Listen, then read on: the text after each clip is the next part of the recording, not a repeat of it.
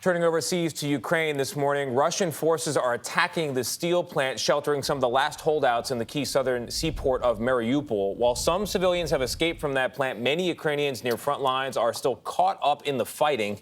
Our Charlie D'Agata is there in eastern Ukraine.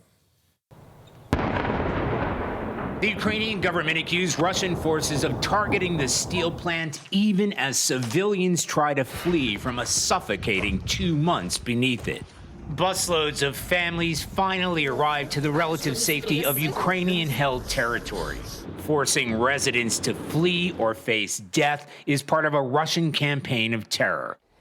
Piece by piece, the Russians are tearing apart communities, hitting restaurants and cafes, shops, apartment buildings. Whether it's targeted or random, the effect is just the same. The population of the frontline town of Lysychansk used to be around 100,000 before Russian forces began a relentless bombardment here.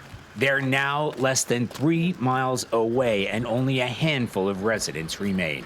Can you describe what it's been like here for the past few days? It's like a living hell, Olena said. We have no water. There's shelling every day. Desperate residents collect water from a crater caused when an airstrike hit the base of an apartment block, even as people were taking shelter in the basement. Ludmila is not only used to the sound of constant explosions.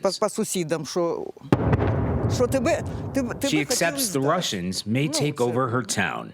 Why haven't you left?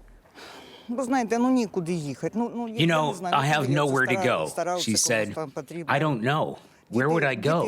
I'm an old woman. Who needs me? For CBS Mornings, Charlie D'Agata in Lysychansk, eastern Ukraine.